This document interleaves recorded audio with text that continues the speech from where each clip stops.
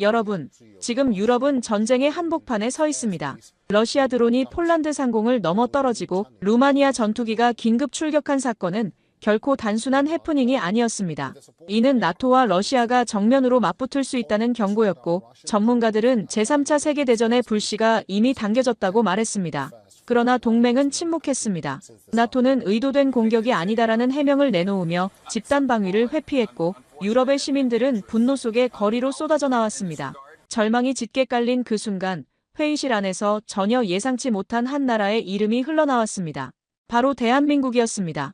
아무도 그 이름이 곧 거대한 반전의 시작이 되리라곤 상상하지 못했습니다. 지금부터 그 놀라운 이야기를 시작하겠습니다. 구독과 좋아요로 대한민국 방산을 응원해주세요. 폴란드의 하늘은 불타는 드론 파편으로 가득했습니다. 루마니아 공군은 긴급히 F-16을 출격시켰지만 그 누구도 집단방위 조항 발동이라는 말을 꺼내지 않았습니다. 대신 나토의 입에서는 의도된 공격이 아니다라는 냉담한 해명만 흘러나왔습니다.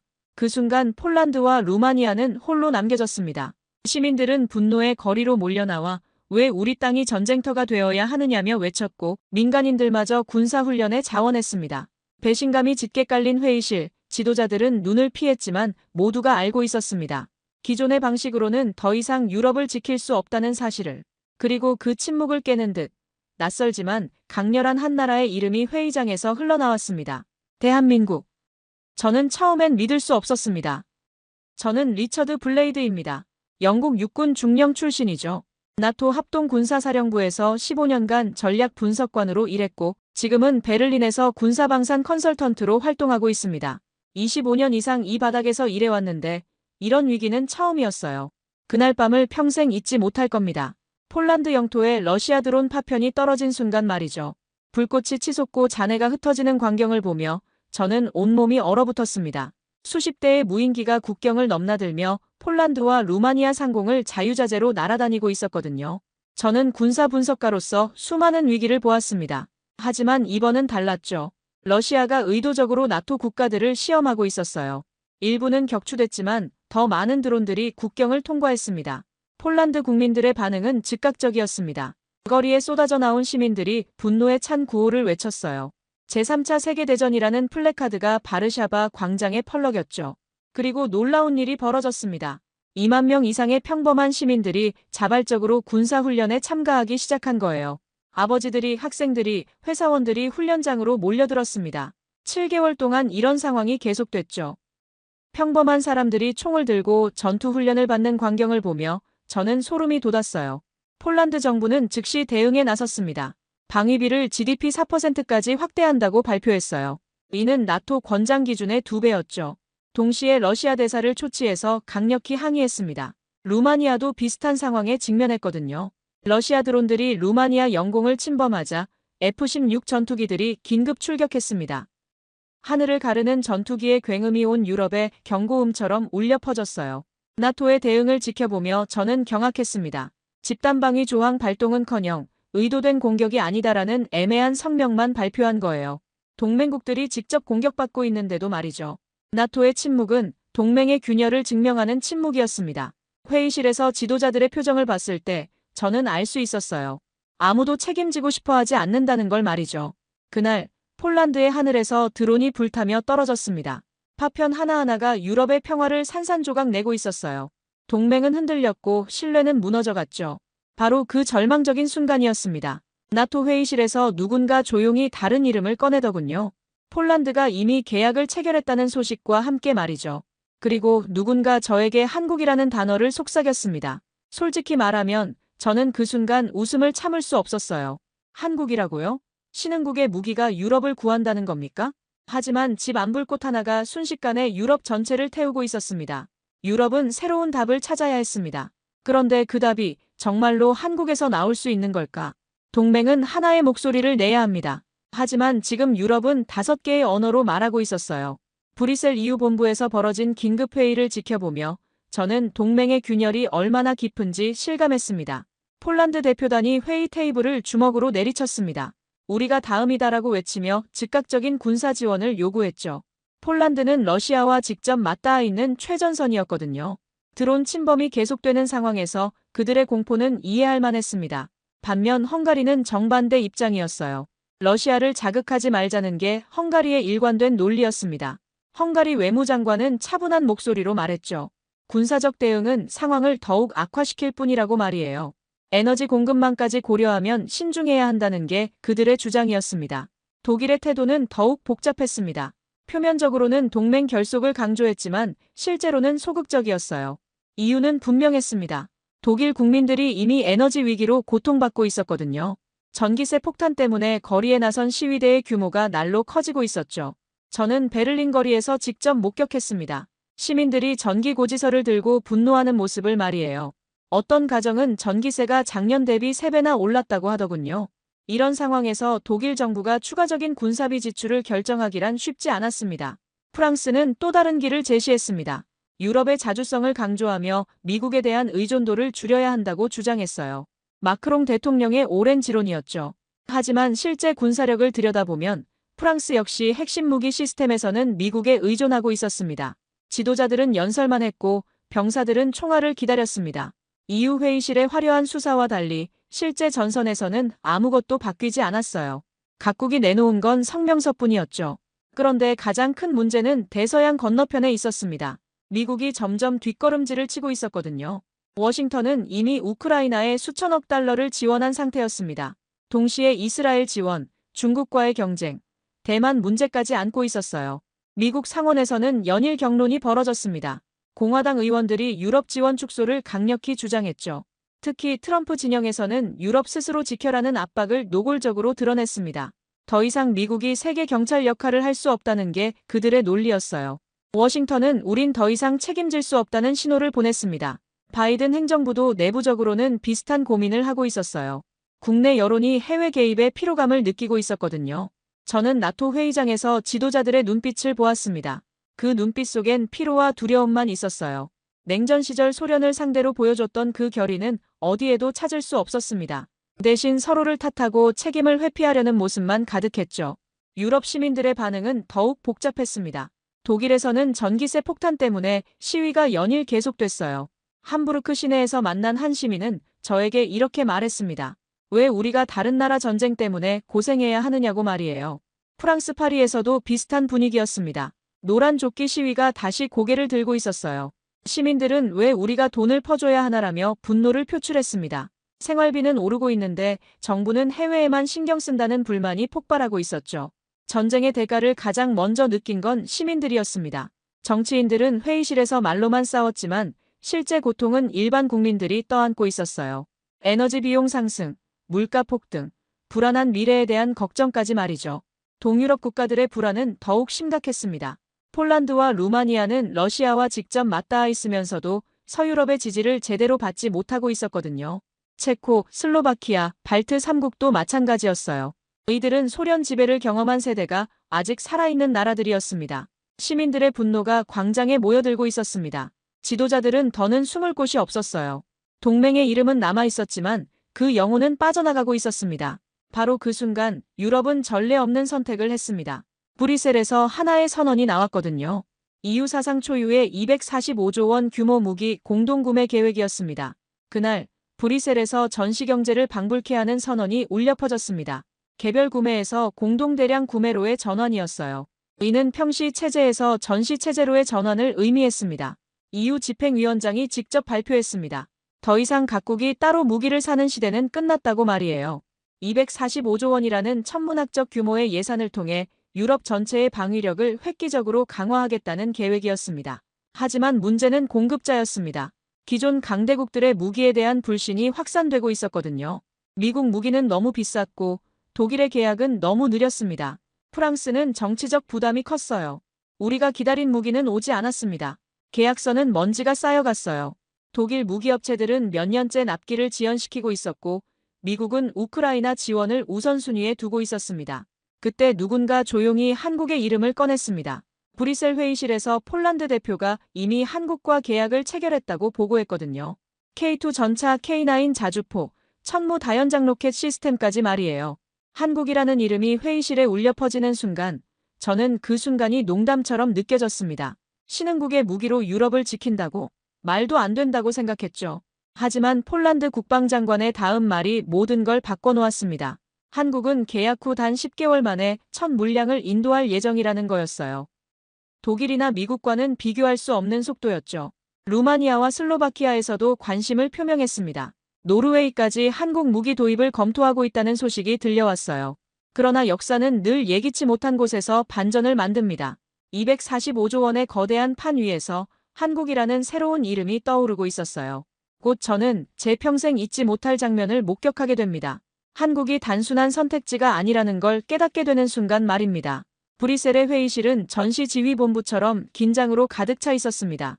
EU 사상 초유의 245조 원 무기 공동구매라는 선언이 나온 지 일주일 후였어요.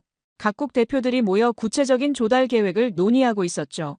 저는 그 회의에 군사 컨설턴트로 참석했습니다. 25년간 이 바닥에서 일해온 경험을 바탕으로 기술적 자문을 제공하는 역할이었어요. 하지만 솔직히 말하면 저는 이 모든 상황이 현실적이지 않다고 생각했습니다. 245조 원이라는 예산은 분명 엄청났습니다. 하지만 돈만으로는 해결되지 않는 문제들이 산적해 있었거든요. 가장 큰 문제는 공급업체였어요. 기존 강대국들의 무기 시스템에 대한 불신이 날로 커지고 있었습니다. 미국 무기는 너무 비쌌고 독일의 계약은 너무 느렸습니다. 미국의 경우 같은 성능의 무기라도 가격이 2배 이상 비쌌어요. 게다가 우크라이나 지원을 우선시하고 있어서 유럽향 납품은 계속 지연되고 있었습니다. 독일은 더욱 심각했습니다. 레오파드 전차나 PGH-2000 자주포 같은 독일제 무기들은 성능은 검증됐지만 납기가 문제였어요. 계약을 맺어도 실제 납품까지는 몇 년이 걸렸습니다. 전쟁이 임박한 상황에서는 치명적인 약점이었죠. 프랑스도 마찬가지였습니다. 라팔 전투기나 르클레르 전차는 우수한 성능을 자랑했지만 정치적 부담이 컸어요. 프랑스는 언제나 자국의 이익을 우선시했고 유럽 공동 이익과는 거리가 멀었습니다. 그때 폴란드 국방장관이 발언권을 요청했습니다. 그는 차분하지만 확신에 찬 목소리로 말했어요. 우리에게는 이미 검증된 대안이 있다고 말이죠. 바로 한국이라는 거였습니다. 한국이라는 이름이 다시 언급되는 순간 회의실의 분위기가 미묘하게 바뀌었습니다. 일부는 관심을 보였지만 대부분은 회의적이었어요. 저 역시 마찬가지였습니다. 저는 그 이름에 대해 진지하게 생각해 본 적이 없었어요. 한국은 삼성이나 LG 같은 전자제품으로는 유명했지만 전차나 자주포는 완전히 다른 것이라고 생각했죠. 폴란드 국방장관은 구체적인 수치를 제시했습니다. K2 전차 180대, K9 자주포 212대, 천무 다연장 로켓 시스템 288대를 계약했다는 거였어요. 총 계약 규모는 140억 달러에 달했습니다. 더 놀라운 건 납기였습니다. 계약 체결 후 10개월 만에 첫 물량이 인도될 예정이라는 거였어요. 독일이나 미국과는 비교할 수 없는 속도였죠. 하지만 저는 여전히 의심스럽다는 표정을 감추지 못했습니다. 나는 그 순간 이 회의가 농담처럼 느껴졌습니다. 신흥국의 무기로 유럽을 지킨다는 발상 자체가 비현실적으로 보였거든요. 한국이 과연 유럽의 안보를 책임질 수 있을까? 독일과 프랑스 대표들도 비슷한 반응을 보였습니다. 독일 국방장관은 조심스럽게 우려를 표명했어요. 신뢰성이 검증되지 않은 무기 시스템에 의존하는 것은 위험하다는 거였죠. 프랑스 대표도 나토 표준과의 호환성 문제를 제기했습니다. 하지만 폴란드의 입장은 확고했습니다. 우리는 기다릴 시간이 없다는 거였어요. 러시아 드론이 매일 영공을 침범하고 있는데 몇 년씩 기다릴 수는 없다는 논리였죠. 미국과 독일 무기업체들의 압박도 만만치 않았습니다. 나토 무기는 나토 국가가 공급해야 한다는 논리를 내세웠어요. 한국 도입 시 동맹 균열을 우려한다는 명분이었지만 실제로는 시장 점유율을 지키려는 속셈이 뻔했습니다. 워싱턴은 대놓고 불편해했고 베를린은 조용히 비웃었습니다. 미국 국방부는 비공식 채널을 통해 한국 무기 도입에 대한 우려를 표명했어요. 독일 방산업계도 로비스트들을 통해 정치권에 압력을 가하고 있었습니다. 언론의 반응도 갈렸습니다. 독일의 주요 일간지들은 한국 무기를 값싼 대안이라고 폄하했어요. 프랑스 언론은 한국을 모험이라고 불렀습니다. 반면 폴란드 언론은 그것을 희망이라 불렀죠. 저는 프랑크푸르터 알게마인의 차이퉁의 헤드라인을 기억합니다. 한국 무기 유럽의 도박인가라는 제목이었어요. 르 피가로는 더 직설적이었습니다. 아시아의 미지수에 의존할 것인가라고 썼죠. 하지만 폴란드 가제타 비보르차는 다른 시각이었습니다. 한국, 폴란드가 기다린 파트너라는 헤드라인을 뽑았어요. 같은 무기를 두고도 이렇게 다른 평가가 나오는 게 흥미로웠습니다. 실제로 폴란드는 한국과의 계약을 체결했습니다. 그럼에도 불구하고 유럽 내부의 반발은 계속됐어요. 일부 전문가들은 한국 무기가 신흥국제라 아직 불안정하다고 주장했습니다. 저는 한국 무기를 믿지 않았습니다. 적어도 그때까지는 말이에요. 제가 알기로는 한국이 본격적인 무기 수출을 시작한 지 얼마 되지 않았거든요. 과연 유럽의 까다로운 기준을 만족시킬 수 있을까 의문이었습니다. 그런데 루마니아와 슬로바키아에서도 한국에 관심을 보이기 시작했습니다. 노르웨이까지 한국 무기 도입을 검토한다는 소식이 들려왔어요. 이상했습니다. 뭔가 제가 놓치고 있는 부분이 있는 것 같았어요. 그러나 전장은 언제나 이론보다 빨리 답을 내놓습니다. 곧 저는 폴란드에서 벌어질 놀라운 장면을 목격하게 될 거였어요. 한국 무기의 실제 모습을 직접 보게 되는 순간 말이죠. 저는 곧 그 답을 목격하게 될 줄은 몰랐습니다. 한국이 단순한 대안이 아니라 전장을 바꾸는 새로운 기준이 될 거라는 사실을 말이에요. 저는 한국 무기를 믿지 않았습니다. 적어도 그때까지는 말이에요. 브뤼셀 회의에서 폴란드가 한국과 계약했다는 소식을 들었을 때도 저는 여전히 회의적이었습니다. 신흥국의 무기가 과연 유럽의 까다로운 기준을 만족시킬 수 있을까 하는 의문이 들었거든요. 유럽 내부의 논란은 더욱 격화됐습니다. 독일과 프랑스 방산업계에서는 한국 견제 발언이 쏟아져 나왔어요. 베를린의 한 방산 로비스트는 제게 이렇게 말했습니다. 아직 검증되지 않은 무기에 유럽의 운명을 맡길 수는 없다고 말이에요.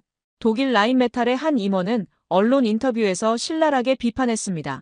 한국 무기는 신흥국제라 실전 경험이 부족하다는 거였어요. 수십 년간 검증된 독일 기술과는 차원이 다르다고 주장했죠.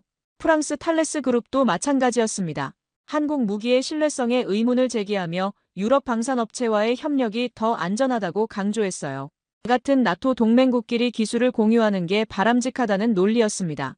프랑스 언론은 한국을 모험이라고 불렀습니다. 폴란드는 그것을 희망이라 불렀죠. 르 피가로는 아시아의 미지수에 의존할 것인가라는 도발적인 헤드라인을 뽑았어요. 반면 폴란드 가제타 비보르차는 한국, 폴란드가 기다린 파트너라고 썼습니다.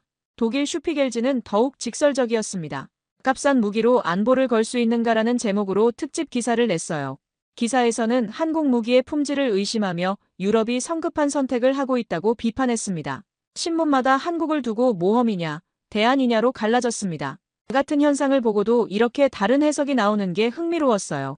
하지만 저는 솔직히 독일과 프랑스 쪽 의견에 더 동의하고 있었습니다. 미국과 독일 무기업체들의 압박도 만만치 않았습니다. 워싱턴에서는 나토 무기는 나토 국가가 공급해야 한다는 논리를 내세웠어요. 한국 도입 시 동맹 균열을 우려한다는 명분이었지만 실제로는 시장 점유율을 지키려는 속셈이 뻔했습니다. 미국 국방부 관계자는 비공식 만찬에서 저에게 이렇게 말했어요. 한국 무기로 러시아를 막겠다는 발상 자체가 비현실적이라고 말이에요. 나토 표준화와 상호 운용성을 고려하면 위험한 도박이라는 거였습니다. 록히드 마틴과 제너럴 다이내믹스 같은 미국 방산업체들도 로비에 나섰습니다. 의회를 통해 유럽에 압력을 가했죠. 미국 무기야말로 실전에서 검증된 신뢰할 수 있는 선택이라고 강조했습니다. 독일 방산업계의 로비는 더욱 치밀했습니다. 정치권에 직접 압력을 가하며 한국 무기의 위험성을 강조했어요. 아직 실전에서 검증되지 않은 무기라는 게 그들의 주장이었죠. 크라우스 마파이 베그만의 한 간부는 제게 솔직하게 털어놨습니다. 한국이 시장에 진입하면 우리 모두 큰 타격을 받을 거라고 말이에요. 가격 경쟁력에서 도저히 따라갈 수 없다는 게 그들의 고민이었습니다. 워싱턴은 대놓고 불편해했고 베를린은 조용히 비웃었습니다. 나토 본부에서는 비공식적으로 한국 무기 도입을 우려한다는 의견을 표명했어요. 동맹 내 표준화와 호환성에 문제가 생길 수 있다는 거였습니다. 그런 분위기 속에서도 폴란드는 흔들리지 않았습니다. 폴란드 국방장관은 기자회견에서 단호하게 말했어요. 우리는 기다릴 시간이 없다고 말이죠. 매일 러시아 드론이 영공을 침범하는데 몇 년씩 기다릴 수는 없다는 거였습니다. 폴란드 블라시우시 국방장관의 발언은 인상적이었습니다. 우리에게 필요한 건 말이 아니라 행동이다라고 했어요. 독일 무기는 좋지만 느리고 미국 무기는 비싸다는 게 그의 솔직한 평가였습니다. 폴란드 국민들의 여론도 갈렸습니다. 일부는 검증된 서방 무기를 선호했지만 대부분은 속도를 우선시했어요. 바르샤바 거리에서 만난 한 시민은 제게 이렇게 말했습니다. 미국 무기가 오기까지 기다리다가 러시아가 먼저 올 수도 있지 않느냐고 말이에요. 폴란드 여론조사에서는 흥미로운 결과가 나왔습니다. 60% 이상이 한국 무기 도입을 지지한다고 답했어요. 속도와 가격을 가장 중요한 요소로 꼽았습니다. 브랜드보다는 실용성을 택한 셈이었죠. 저 역시 한국의 이름을 듣고 코웃음을 쳤습니다. 25년간 군사 분야에서 일해오면서 한국을 진지한 방산 강국으로 여긴 적이 없었거든요. 삼성이나 LG 같은 전자제품은 인정하지만 전차나 자주포는 완전히 다른 이야기라고 생각했어요. 나토 브뤼셀 본부에서 열린 전문가 회의에서도 비슷한 분위기였습니다. 대부분의 군사 전문가들이 한국 무기에 대해 회의적인 시각을 보였어요. 실전 경험 부족, 신뢰성 검증 미흡, 유지보수 체계의 불안정성 등을 지적했습니다. 영국 왕립연합군 연구소의 한 연구원은 이렇게 말했습니다. 한국이 훌륭한 기술력을 가지고 있다는 건 인정하지만 방사는 다른 문제라고 말이에요. 수십 년간 쌓인 노하우와 실전 데이터가 있어야 한다는 거였죠. 그런데 루마니아와 슬로바키아에서도 한국에 관심을 표명하기 시작했습니다. 노르웨이까지 한국 무기 도입을 검토한다는 소식이 들려왔어요. 이상했습니다. 뭔가 제가 놓치고 있는 부분이 있는 것 같았어요. 루마니아 국방장관이 부쿠레스트에서 발표한 내용은 충격적이었습니다. K9 자주포 54대 도입을 적극 검토하고 있다는 거였어요. 기존 미국제 M109 팰러딘 대신 한국제를 선택할 가능성을 시사했습니다. 슬로바키아도 마찬가지였습니다. 브라티슬라바 정부는 K2 전차 도입 가능성을 열어두고 있다고 발표했어요. 현재 운용 중인 구식 T-72를 대체할 차세대 전차로 한국제를 고려한다는 거였습니다. 노르웨이의 움직임은 더욱 의외였습니다. 전통적으로 미국 무기를 선호해온 노르웨이가 한국 K9 자주포에 관심을 보인다는 소식이었어요. 북극 환경에서의 성능 테스트까지 검토하고 있다는 정보가 들려왔습니다. 그럼에도 폴란드는 한국 무기에 서명했습니다. 왜일까요? 제가 모르는 무언가가 있는 걸까요? 아니면 정말로 절박함 때문에 모험을 택한 걸까요? K2 전차 180대, K9 자주포 212대, 천무 다연장 로켓 시스템 288대, 총 140억 달러 규모의 계약이었습니다. 유럽 방산 역사상 단일 계약으로는 최대 규모 중 하나였어요. 더 놀라운 건 납기 조건이었습니다. 계약 체결 후 10개월 만에 첫 물량 인도라는 조건이었어요. 독일이나 미국으로서는 상상할 수 없는 속도였죠. 과연 한국이 이 약속을 지킬 수 있을까요? 러시아는 한국 무기를 두려워했습니다. 그것이야말로 답이었어요. 모스크바에서는 폴란드의 한국 무기 도입에 대해 강한 우려를 표명했습니다. 러시아 외무부 대변인은 기자회견에서 이렇게 말했어요. 한국 무기 도입은 지역 안정을 해치는 행위라고 말이죠. 러시아의 반응이 이렇게 민감한 걸 보면 뭔가 우리가 모르는 부분이 있는 것 같았습니다. 단순한 신흥국 무기라면 왜 이렇게 신경을 쓸까요? 그러나 저는 여전히 확신하지 못했습니다. 러시아의 반응이 진짜 위협을 느껴서인지 아니면 단순한 외교적 제스처인지 판단하기 어려웠거든요. 나토 내부는 한국을 두고 둘로 갈라졌습니다. 동유럽 국가들은 한국을 지지했지만 서유럽 국가들은 여전히 회의적이었어요. 회의실에서 벌어진 토론은 때로는 격렬하기까지 했습니다. 저는 여전히 회의적이었습니다. 그러나 내 눈앞의 진실은 달랐어요. 폴란드가 한국을 택한 데는 분명한 이유가 있을 거라는 생각이 들기 시작했습니다. 그날 나는 한국이 단순한 선택지가 아님을 깨닫기 시작했습니다. 하지만 여전히 의심의 여지는 남아 있었어요. 과연 한국이 유럽의 기대에 부응할 수 있을까요? 곧 저는 폴란드에서 벌어질 놀라운 장면을 목격하게 됩니다. 한국 무기의 실제 모습을, 그리고 그것이 가져올 충격적인 반전을 직접 보게 되는 순간 말이에요. 열차에서 내린 K2 전차는 폴란드 병사들의 눈빛을 바꿔놓았습니다. 저는 그날 폴란드 동부 지역의 한 군사기지에서 벌어진 장면을 평생 잊지 못할 겁니다. 10개월 만에 전차가 도착했다는 사실 자체가 기적이었어요. 계약 체결 후 정확히 10개월 만의 일이었습니다. 한국이 약속을 지킨 거였어요. 반면 독일의 레오파드2 전차는 계약 후 3년이 지나도 첫 물량 인도가 되지 않고 있었습니다. 미국의 에이브람스는 가격 협상만 1년 넘게 끌고 있었고요. 독일은 늦었고 미국은 비쌌습니다. 한국만이 왔어요. 그것도 약속한 시간에 정확히 말이죠. 폴란드 국방부 관계자들은 감격해했습니다. 이런 속도는 처음 경험해본다고 했어요. 저는 그 현장에 군사 컨설턴트로 참석했습니다. 사실 한국 무기의 실제 모습을 직접 확인해보고 싶었거든요. 그동안 회의실에서만 듣던 이야기들을 실제로 검증해보는 기회였습니다. 철로에서 내리는 K2 전차를 보는 순간 저는 눈을 의심했습니다. 외관부터가 예상과 달랐어요. 조잡한 신흥국 제품을 상상했는데 실제로는 매우 세련되고 정교해 보였습니다. 독일이나 미국 전차에 비해 전혀 뒤지지 않는 외양이었죠. 폴란드 기갑부대 지휘관이 저에게 다가와서 말했습니다. 이런 전차를 기다려왔다고 말이에요. 그의 얼굴에는 만족감이 가득했습니다. 20년간 구식 장비로 버텨온 부대원들에게는 정말 반가운 손님이었을 거예요. 저는 20년간 전차를 보았습니다. 그러나 이런 속도는 처음이었어요. 한국이 약속한 대로 정확히 10개월 만에 첫 물량을 인도한 거였습니다. 유럽 방산 역사상 이런 납기는 찾아보기 어려웠어요. K9 자주포도 함께 도착했습니다. 총 18대의 K9이 기차에서 내려지는 광경은 장관이었어요. 폴란드 포병들이 환호성을 질렀습니다. 그들이 그동안 운용해온 구식 포병 장비와는 차원이 다른 모습이었거든요. 폴란드 포병대장은 제게 이렇게 말했습니다. 드디어 제대로 된 무기를 갖게 됐다고 말이에요. K9 자주포의 사격 정확도와 기동성은 기존 장비와 비교가 안 된다는 게 그의 평가였습니다. 기적은 멀리 있지 않았습니다. 한국은 이미 해냈어요. 약속한 시간에 약속한 수량을 약속한 성능으로 말이죠. 이것이야말로 군수 조달에서 가장 중요한 요소들이었습니다. 유럽 언론들이 현장으로 몰려들었습니다. 처음에는 회의적이던 기자들도 실물을 보고는 놀라움을 감추지 못했어요. 독일 슈피겔의 기자는 이렇게 중얼거렸습니다. 생각보다 훨씬 인상적이라고 말이에요. 폴란드 가제타 비보르차의 기자는 더욱 흥분했습니다. 이것이 바로 폴란드가 기다린 무기라는 제목으로 기사를 쓰겠다고 했어요. 반면 프랑스 르 피가로의 기자는 여전히 신중한 태도를 보였습니다. 실제 시연이 시작됐습니다. K2 전차가 기동하는 모습을 보며 저는 깜짝 놀랐어요. 부드럽고 정확한 움직임이었습니다. 엔진 소리도 생각보다 조용했고 가속력도 뛰어났습니다. K9 자주포의 사격 시연은 더욱 인상적이었습니다. 목표물을 정확히 명중시키는 정밀도가 놀라웠어요.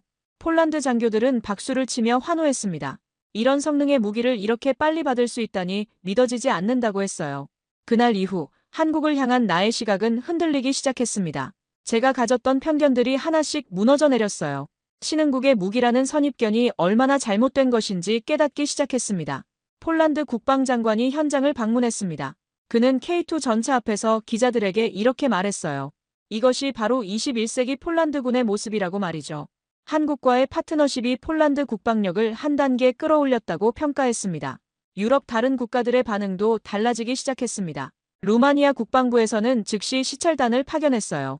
슬로바키아와 노르웨이도 마찬가지였습니다. 모두 한국 무기의 실제 모습을 직접 확인하고 싶어 했거든요. 루마니아 국방차관은 K9 자주포를 보고 이렇게 말했습니다. 우리가 찾던 것이 바로 이것이라고 말이에요. 현재 운용 중인 미국제 M109와 비교해도 성능이 월등하다는 게 그의 평가였습니다. 슬로바키아 기가벼단장도 감탄을 금치 못했습니다. K2 전차의 화력과 방어력이 기대 이상이라고 했어요. 특히 자동장전 시스템의 효율성에 깊은 인상을 받았다고 말했습니다. 노르웨이 포병사령관은 K9 자주포의 혹한기 성능에 관심을 보였습니다. 영하 30도에서도 정상 작동이 가능한지 문의했어요. 한국 기술진들은 자신있게 답했습니다. 충분히 검증됐다고 말이죠. 신문은 더 이상 값싼 대안을 말하지 않았습니다. 이제 실질적 해답을 썼어요. 독일 프랑크푸르터 알게마인에도 논조를 바꿨습니다. 한국 무기의 예상외 품질이라는 제목으로 기사를 냈어요. 영국 파이낸셜 타임스는 더욱 직설적이었습니다. 한국이 유럽 방산 지형을 바꾸고 있다는 분석 기사를 실었어요. 속도와 품질을 동시에 잡은 한국의 성공 사례로 평가했습니다. 미국은 비쌌고 독일은 늦었습니다. 한국은 단 하나였어요. 시간을 지키고 성능을 보장하고 가격까지 합리적인 선택 말이죠.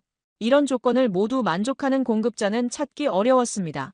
폴란드군 훈련에서 한국 무기들이 본격 투입됐습니다. 실제 전투 상황을 가정한 훈련이었어요. K2 전차와 K9 자주포가 협력하여 가상의 적을 공격하는 시나리오였습니다.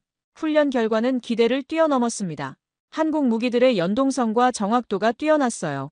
특히 지휘통제 시스템의 효율성이 인상적이었습니다. 폴란드 장교들은 이런 수준의 무기를 이렇게 빨리 받을 줄 몰랐다고 감탄했어요. 훈련장에서 K9의 포성이 울릴 때 나는 내 생각이 틀렸음을 알았습니다. 이것은 신흥국의 무기가 아니었어요. 세계 최고 수준의 군사 장비였습니다. 한국이 언제 이런 기술력을 갖게 된 걸까요?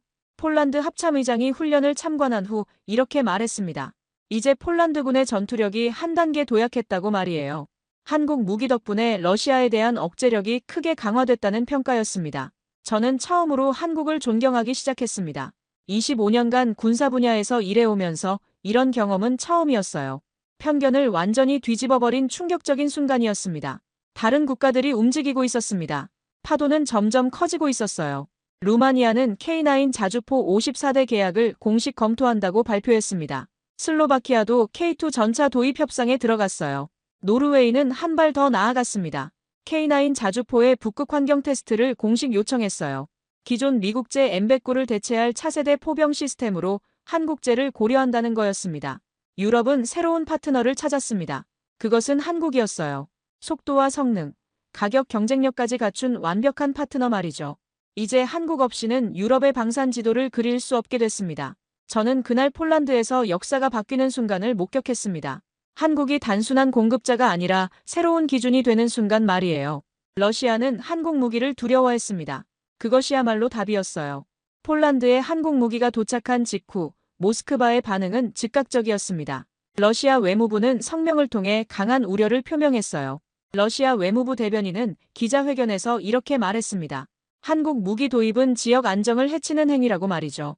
폴란드가 도발적인 무기 도입으로 긴장을 고조시키고 있다는 게 그들의 주장이었어요.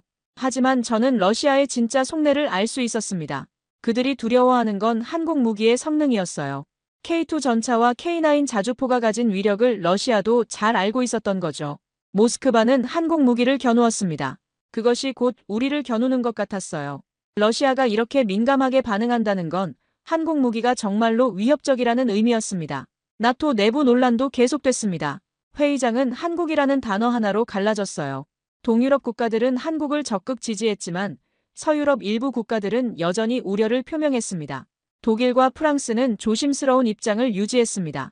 표면적으로는 폴란드의 선택을 존중한다고 했지만 내심으로는 불편해했어요. 자국 방산업체들의 로비 때문이기도 했지만 기존 질서가 흔들리는 것에 대한 불안감도 있었습니다. 미국의 반응은 더욱 복잡했습니다. 워싱턴은 공개적으로 반대 의사를 표명하지는 않았지만 비공식 채널을 통해 우려를 전달했어요. 나토 표준화와 상호 운용성 문제를 계속 제기했습니다. 그런 와중에 실전 배치 훈련이 실시됐습니다. 폴란드 동부 국경 지역에서 벌어진 대규모 훈련이었어요. 한국 무기들이 실제 전투 상황을 가정한 훈련에 투입됐습니다. 훈련 결과는 모든 사람들을 놀라게 했습니다. K2 전차의 기동성과 화력이 기대를 뛰어넘었어요. K9 자주포의 정확도와 연사력도 인상적이었습니다. 천무 다연장 로켓의 파괴력은 가히 압도적이었죠. 폴란드 현지 지휘관은 제게 이렇게 말했습니다. 이 무기는 바로 내일 전장에 투입할 수 있다고 말이에요. 추가적인 훈련이나 적응 기간 없이도 즉시 실전 투입이 가능하다는 평가였습니다. 저는 아직도 믿을 수 없었습니다. 그러나 마음은 점점 한국 쪽으로 기울고 있었어요. 제가 25년간 쌓아온 편견들이 하나씩 무너져 내리고 있었습니다. 루마니아 시찰단이 폴란드를 방문했습니다. 그들은 K9 자주포의 실제 성능을 직접 확인하고 싶어 했어요. 시연을 본 루마니아 포병사령관은 즉석에서 감탄사를 연발했습니다. 루마니아 국방차관은 더욱 구체적인 관심을 보였습니다. K9 자주포 54대 도입 계획을 공식화하겠다고 발표했어요. 기존 미국제 M109 팰러딘을 모두 교체하겠다는 야심찬 계획이었습니다. 슬로바키아도 움직였습니다. 브라티슬라바에서 온 기갑부대 지휘관들이 K2 전차의 성능에 깊은 인상을 받았어요. 현재 운용 중인 구식 T-72와는 비교할 수 없는 수준이라고 평가했습니다. 슬로바키아 국방장관은 귀국 후 즉시 K2 전차 도입 협상을 시작하겠다고 발표했습니다. 48대 규모의 계약을 목표로 한다고 했어요. 이는 슬로바키아 기갑부대의 핵심 전력을 한국제로 교체하는 것을 의미했습니다. 노르웨이의 반응은 더욱 놀라웠습니다. 전통적으로 미국 무기만 고집해온 노르웨이가 한국에 관심을 보인 거였어요. 특히 K9 자주포의 혹한기 성능에 주목했습니다. 노르웨이 포병사령관은 북극 환경에서의 테스트를 요청했습니다. 영하 40도까지 내려가는 극한 상황에서도 정상 작동이 가능한지 확인하고 싶다는 거였어요. 한국 기술진들은 자신있게 응답했습니다. 그러나 가장 큰 변화는 언론의 논조였습니다. 처음에는 회의적이던 유럽 언론들이 하나둘씩 한국에 대한 평가를 바꾸기 시작했어요. 독일 슈피겔지는 한국 무기의 예상외 품질이라는 제목으로 후속 기사를 냈습니다. 처음 값싼 대안이라고 폄하했던 것과는 완전히 다른 논조였어요. 이제는 유럽 방산 지형을 바꿀 게임 체인저라고 평가했습니다. 프랑스 르 피가로도 마찬가지였습니다. 아시아의 미지수라고 불렀던 한국을 이제는 신뢰할 수 있는 파트너라고 표현했어요. 특히 납기 준수와 성능 보장 면에서 기존 업체들을 앞선다고 평가했습니다. 영국 파이낸셜 타임스는 더욱 직설적이었습니다. 한국이 유럽 방산 시장의 판도를 바꾸고 있다는 분석 기사를 연달아 실었어요. 속도와 품질, 가격 경쟁력을 모두 갖춘 한국의 성공 모델에 주목했습니다. 이제 한국은 단순한 공급자가 아니었습니다. 기준이 되었어요. 다른 방산업체들이 한국과 비교당하는 상황이 벌어졌습니다. 납기는 한국만큼 빠른가? 가격은 한국만큼 합리적인가? 성능은 한국만큼 뛰어난가? 저는 군사 전문가로서 한국을 인정하지 않을 수 없었습니다. 제가 가졌던 모든 편견이 틀렸다는 걸 인정해야 했어요. 한국은 신흥국이 아니라 이미 최고 수준의 방산 강국이었습니다. 우리는 더 이상 지체할 수 없었습니다. 시간은 한국의 편이었어요. 빠른 납기, 검증된 성능, 합리적 가격까지. 이런 조건을 모두 만족하는 공급자는 한국뿐이었습니다. 유럽 각국이 한국행 러시를 시작했습니다. 폴란드의 성공 사례를 목격한 후 모든 나라가 한국과의 협력을 원했어요. 이제 한국이 고를 수 있는 입장이 됐습니다. 그날 나는 한국이 단순한 선택지가 아님을 깨달았습니다. 한국은 유럽이 기다려온 바로 그 파트너였어요. 속도와 신뢰성을 동시에 보장하는 유일한 대안 말이죠. 유럽은 새로운 파트너를 찾았습니다. 그것은 한국이었어요. 기사를 냈어요. 기사에서는 한국 무기의 품질을 의심하며 유럽이 성급한 선택을 하고 있다고 비판했습니다. 신문마다 한국을 두고 모험이냐, 대안이냐로 갈라졌습니다. 같은 현상을 보고도 이렇게 다른 해석이 나오는 게 흥미로웠어요.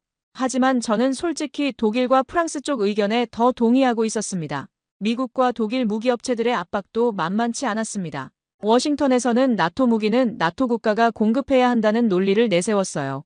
한국 도입 시 동맹 균열을 우려한다는 명분이었지만 실제로는 시장 점유율을 지키려는 속셈이 뻔했습니다. 미국 국방부 관계자는 비공식 만찬에서 저에게 이렇게 말했어요. 한국 무기로 러시아를 막겠다는 발상 자체가 비현실적이라고 말이에요. 나토 표준화와 상호 운용성을 고려하면 위험한 도박이라는 거였습니다. 록히드 마틴과 제너럴 다이내믹스 같은 미국 방산업체들도 로비에 나섰습니다. 의회를 통해 유럽에 압력을 가했죠. 미국 무기야말로 실전에서 검증된 신뢰할 수 있는 선택이라고 강조했습니다. 독일 방산업계의 로비는 더욱 치밀했습니다. 정치권에 직접 압력을 가하며 한국 무기의 위험성을 강조했어요. 아직 실전에서 검증되지 않은 무기라는 게 그들의 주장이었죠. 크라우스-마파이 베그만의 한 간부는 제게 솔직하게 털어놨습니다. 한국이 시장에 진입하면 우리 모두 큰 타격을 받을 거라고 말이에요. 가격 경쟁력에서 도저히 따라갈 수 없다는 게 그들의 고민이었습니다. 워싱턴은 대놓고 불편해했고 베를린은 조용히 비웃었습니다. 나토 본부에서는 비공식적으로 한국 무기 도입을 우려한다는 의견을 표명했어요. 동맹 내 표준화와 호환성에 문제가 생길 수 있다는 거였습니다. 그런 분위기 속에서도 폴란드는 흔들리지 않았습니다. 폴란드 국방장관은 기자회견에서 단호하게 말했어요. 우리는 기다릴 시간이 없다고 말이죠. 매일 러시아 드론이 영공을 침범하는데 몇 년씩 기다릴 수는 없다는 거였습니다. 폴란드 국방장관의 발언은 인상적이었습니다. 우리에게 필요한 건 말이 아니라 행동이다라고 했어요. 독일 무기는 좋지만 느리고 미국 무기는 비싸다는 게 그의 솔직한 평가였습니다. 폴란드 국민들의 여론도 갈렸습니다. 일부는 검증된 서방 무기를 선호했지만 대부분은 속도를 우선시했어요. 바르샤바 거리에서 만난 한 시민은 제게 이렇게 말했습니다. 미국 무기가 오기까지 기다리다가 러시아가 먼저 올 수도 있지 않느냐고 말이에요. 폴란드 여론조사에서는 흥미로운 결과가 나왔습니다. 60% 이상이 한국 무기 도입을 지지한다고 답했어요. 속도와 가격을 가장 중요한 요소로 꼽았습니다. 브랜드보다는 실용성을 택한 셈이었죠. 저 역시 한국의 이름을 듣고 코웃음을 쳤습니다. 25년간 군사 분야에서 일해오면서 한국을 진지한 방산 강국으로 여긴 적이 없었거든요. 삼성이나 LG 같은 전자제품은 인정하지만 전차나 자주포는 완전히 다른 이야기라고 생각했어요. 나토 브뤼셀 본부에서 열린 전문가 회의에서도 비슷한 분위기였습니다. 대부분의 군사 전문가들이 한국 무기에 대해 회의적인 시각을 보였어요. 실전 경험 부족, 신뢰성 검증 미흡, 유지보수 체계의 불안정성 등을 지적했습니다. 영국 왕립연합군 연구소의 한 연구원은 이렇게 말했습니다. 한국이 훌륭한 기술력을 가지고 있다는 건 인정하지만 방산은 다른 문제라고 말이에요. 수십 년간 쌓인 노하우와 실전 데이터가 있어야 한다는 거였죠. 그런데 루마니아와 슬로바키아에서도 한국에 관심을 표명하기 시작했습니다. 노르웨이까지 한국 무기 도입을 검토한다는 소식이 들려왔어요. 이상했습니다. 뭔가 제가 놓치고 있는 부분이 있는 것 같았어요. 루마니아 국방장관이 부쿠레스트에서 발표한 내용은 충격적이었습니다. K9 자주포 54대 도입을 적극 검토하고 있다는 거였어요. 기존 미국제 M109 팰러딘 대신 한국제를 선택할 가능성을 시사했습니다. 슬로바키아도 마찬가지였습니다. 브라티슬라바 정부는 K2 전차 도입 가능성을 열어두고 있다고 발표했어요. 현재 운용 중인 구식 T-72를 대체할 차세대 전차로 한국제를 고려한다는 거였습니다. 노르웨이의 움직임은 더욱 의외였습니다. 전통적으로 미국 무기를 선호해온 노르웨이가 한국 K9 자주포에 관심을 보인다는 소식이었어요. 북극 환경에서의 성능 테스트까지 검토하고 있다는 정보가 들려왔습니다. 그럼에도 폴란드는 한국 무기에 서명했습니다. 왜일까요? 제가 모르는 무언가가 있는 걸까요? 아니면 정말로 절박함 때문에 모험을 택한 걸까요?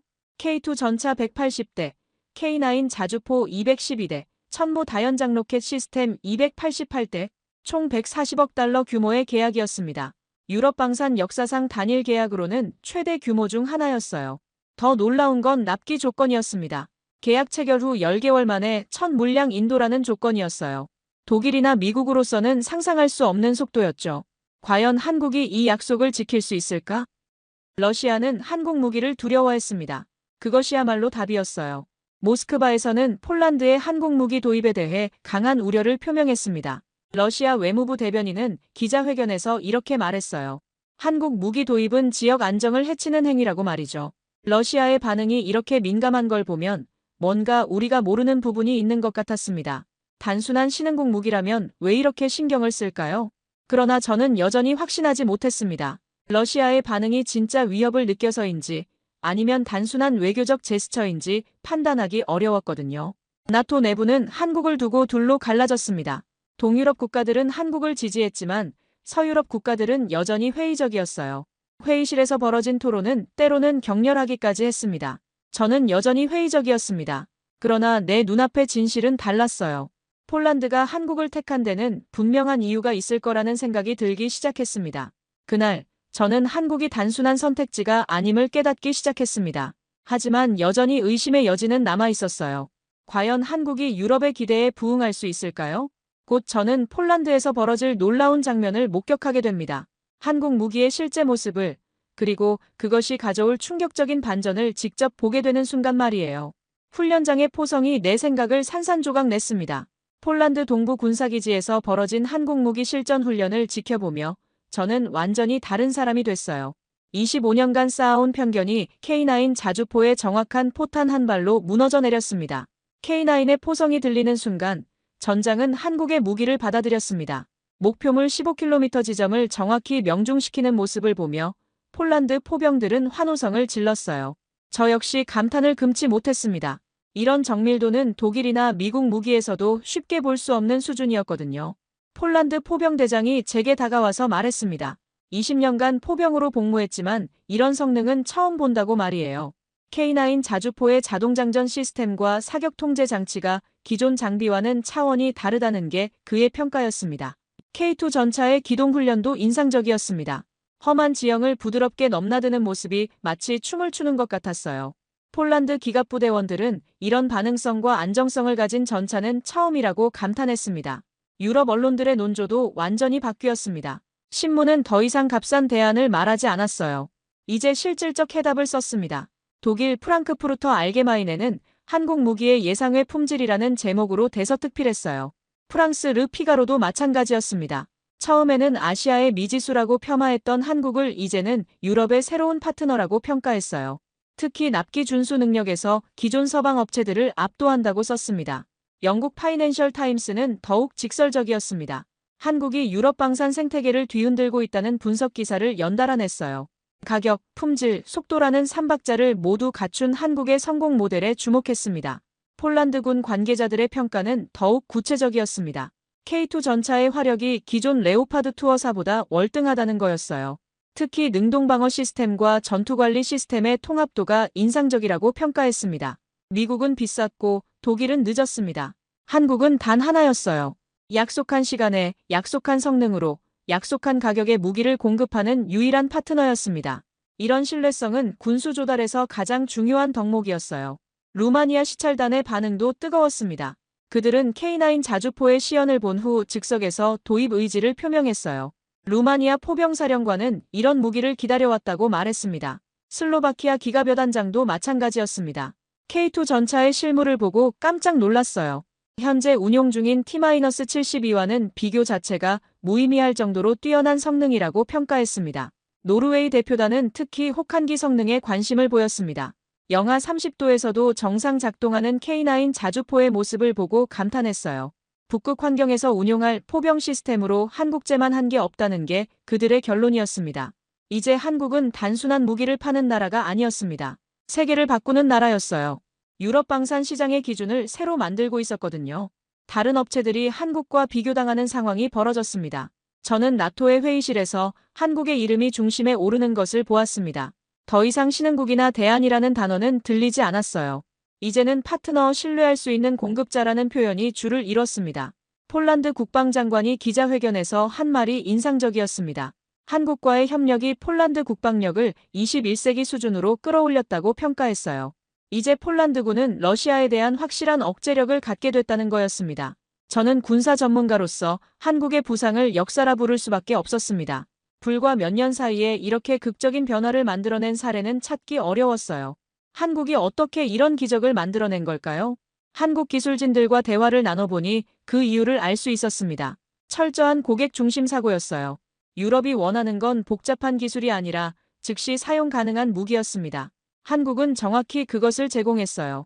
더 놀라운 건 애프터 서비스 체계였습니다. 한국은 단순히 무기만 파는 게 아니라 완전한 시스템을 제공했어요. 훈련, 정비, 부품 공급까지 모든 걸 패키지로 제공했습니다. 이 작은 나라가 세계 질서를 새로 쓰고 있었습니다. 미국과 독일, 프랑스가 독점해온 유럽 방산 시장에 새로운 바람을 일으키고 있었어요. 이제 한국 없이는 유럽의 안보를 논할 수 없게 됐습니다. 훈련이 끝난 후 폴란드 합참의장이 저에게 이렇게 말했습니다. 한국 덕분에 우리가 꿈꿔온 강군이 현실이 됐다고 말이에요. 이런 성능의 무기를 이렇게 빠르게 받을 수 있다니 기적 같다는 거였습니다. 저는 처음으로 한국을 존경하게 됐습니다. 편견과 선입견을 모두 버리고 순수하게 실력만으로 평가했을 때 한국은 정말 대단한 나라였어요. 이제는 한국이 기준이 되었고 다른 모든 업체들이 한국과 비교당하고 있었습니다. 이제 한국은 무기를 파는 나라가 아닙니다. 세계를 바꾸는 나라예요. EU 245조 원 공동구매 최종 발표가 있던 날, 저는 브뤼셀 회의실에서 역사적인 순간을 목격했습니다. 한국이 유럽 방산의 중심축으로 공식 인정받는 순간이었어요. EU 집행위원장이 직접 발표한 내용은 충격적이었습니다.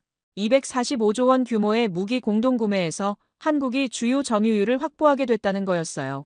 폴란드에 이어 루마니아, 슬로바키아, 노르웨이가 모두 한국 무기 도입을 확정했습니다. 245조 원의 판 위에 한국이 중심에 서 있었습니다. 더 이상 대안이나 선택지가 아니라 핵심 파트너로 자리 잡은 거였어요. EU 회의실에서 한국 국방산업 대표들이 당당하게 프레젠테이션을 하는 모습은 상상조차 못했던 장면이었습니다. 루마니아는 K9 자주포 54대 계약을 최종 확정했습니다. 부쿠레스트 정부는 기존 미국제 M109 팰러딘을 모두 한국제로 교체하기로 결정했어요. 루마니아 국방장관은 이렇게 말했습니다. 21세기 포병은 한국제가 답이라고 말이죠. 슬로바키아, 루마니아, 노르웨이 모두 한국을 바라봤습니다. 체코와 핀란드에서도 한국 무기에 관심을 표명하기 시작했어요. 발트 3국은 아예 한국 무기 도입 검토위원회를 구성했습니다. 유럽 전역에서 한국 러시가 시작된 거였어요. 슬로바키아는 K2 전차 48대 도입을 공식화했습니다. 브라티슬라바에서 열린 서명식에서 슬로바키아 총리는 이렇게 말했어요. 한국과의 파트너십이 슬로바키아 국방력을 새로운 차원으로 끌어올릴 것이라고 말이죠. 노르웨이는 더욱 과감했습니다. K9 자주포 24대와 함께 차세대 방공 시스템까지 한국에서 도입하기로 했어요.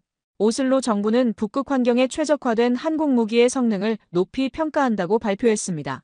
세계적 위상 변화는 더욱 놀라웠습니다. 나토 무기 수출 2위. 불과 몇 년 만에 한국이 해낸 일이었어요. 미국 다음으로 나토 국가들에게 가장 많은 무기를 공급하는 국가가 됐습니다. 프랑스와 독일을 제치고 말이죠. 스톡홀름 국제평화연구소가 발표한 통계는 더욱 충격적이었습니다. 한국이 세계 방산 수출 4위로 올라선 거였어요. 미국, 러시아, 프랑스에 이어 4위였습니다. 불과 10년 전만 해도 순위권에도 없던 나라가 말이죠. 유럽에서의 성공이 전 세계로 확산되고 있었습니다. 호주가 K9 자주포 30대 추가 주문을 넣었어요. 인도는 K2 전차 기술 이전을 요청했습니다. 중동 국가들도 줄을 서서 한국 무기를 주문하고 있었어요. 저는 나토의 회의실에서 한국의 이름이 중심에 오르는 것을 보았습니다. 더 이상 아시아의 신흥국이 아니라 글로벌 방산 강국으로 인정받는 순간이었어요. 회의 안건에서 한국이 빠지는 일은 없었습니다. 나토 사무총장이 직접 한국을 언급한 것도 인상적이었습니다.